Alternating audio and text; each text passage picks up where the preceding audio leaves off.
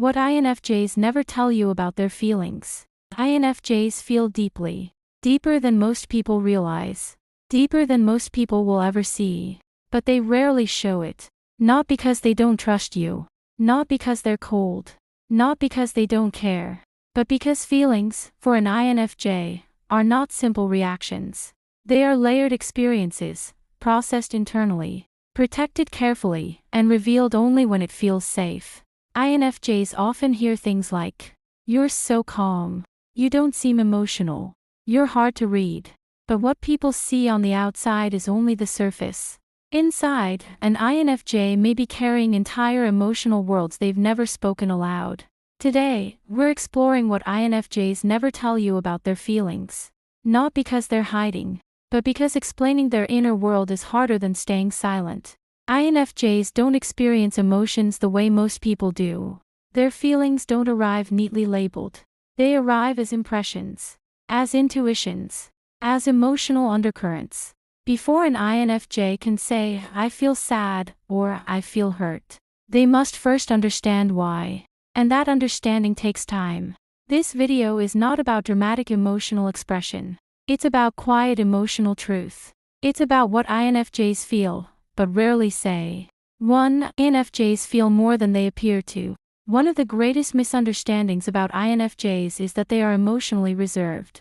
In reality, INFJs often feel more intensely than those around them. But intensity does not always look loud. An INFJ may feel deep joy without celebration, deep sadness without tears, deep hurt without confrontation. Their emotional depth happens internally.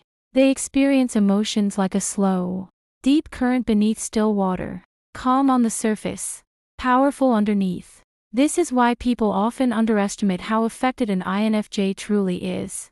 2. INFJs don't express feelings until they understand them. INFJs don't talk through their feelings as they're happening. They process first.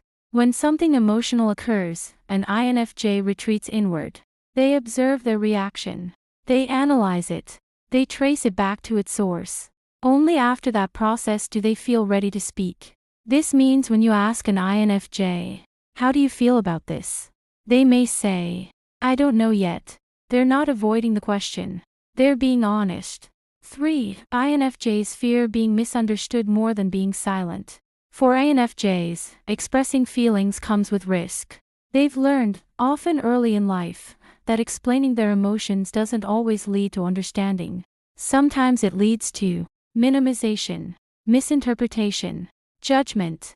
So they learn to protect their feelings by keeping them internal. Silence, for an INFJ, often feels safer than explanation. 4. INFJs feel responsible for others' emotions. INFJs don't just feel their own emotions. They absorb the emotions of others. They sense tension. They feel sadness that isn't theirs. They carry emotional weight quietly. Because of this, INFJs often suppress their own feelings to avoid burdening others. They ask themselves, "Is it fair to share this? Will this hurt them? Is my pain necessary to express?" Often, they decide it's not. 5. INFJs experience emotions holistically. INFJs don't feel emotions in isolation. One feeling connects to many others. Sadness may connect to memory. Joy may connect to meaning. Anger may connect to values. This complexity makes emotional expression difficult. How do you explain a feeling that isn't just one thing, but many things layered together? Often, INFJs choose silence instead. 6. INFJs hide feelings when they don't feel emotionally safe. INFJs open emotionally only when they feel safe. Safety, for an INFJ, means being listened to without interruption, being believed, being taken seriously, being met with empathy, not solutions. Without that safety, INFJs close. Not because they don't care, but because vulnerability without safety feels dangerous.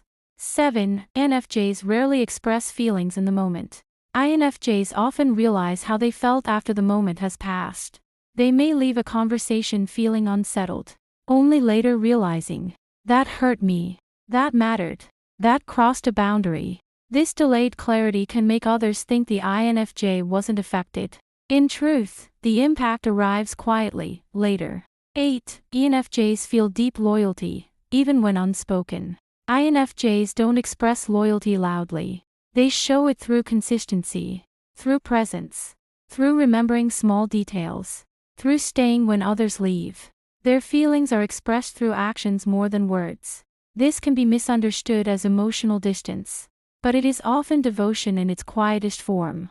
9. INFJs rarely ask for emotional support. INFJs are often the ones others lean on. They listen. They hold space. They understand. But when INFJs are hurting, they rarely ask for help. Not because they don't need it, but because they don't want to burden others. They assume, I can handle this. I'll process it myself. I don't want to add weight to someone else's life. 10. INFJs feel things they don't have language for. Some INFJ feelings don't translate into words. They exist as sensations, as intuition, as emotional atmosphere. Trying to explain them can feel like flattening something profound.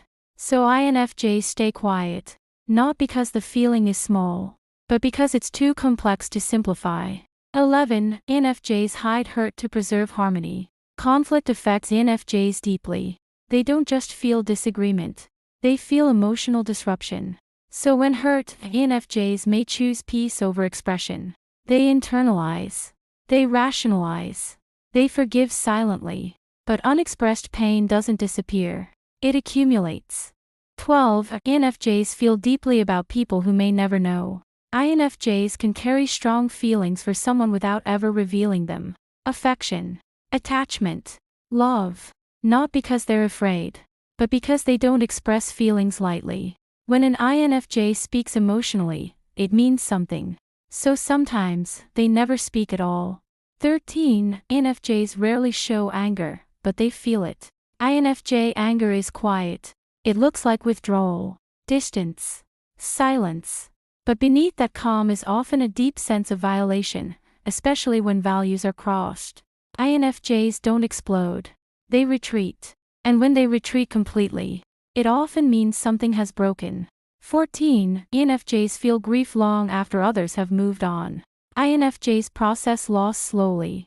They may appear composed at first, but grief arrives in waves, later, deeper, longer. They remember what something meant, what it represented, what it symbolized. Their grief is tied to meaning, not just loss. 15. INFJs don't want attention, they want understanding. INFJs don't want dramatic displays of care. They want to be listened to fully, to be taken seriously, to be emotionally met. They don't want their feelings fixed.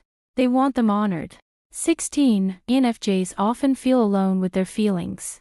Because INFJs express so little, others may assume they're fine. But often, INFJs carry emotional weight alone. Not because no one cares, but because no one sees how much they're holding. 17. Why INFJs eventually stop sharing feelings. After repeated misunderstanding, many INFJs stop explaining. They learn that not everyone listens deeply. Not everyone understands nuance. Not everyone deserves access to their inner world. So they become selective, quiet, private, protected. 18. What INFJs wish people knew. INFJs wish people understood. Silence doesn't mean absence of feeling. Calm doesn't mean lack of depth. Distance doesn't mean lack of care. Their emotional world is rich, just hidden. INFJs don't hide their feelings because they are closed. They hide them because they are precious. They protect what is deep. They guard what is meaningful. They reveal emotions only where there is safety and understanding.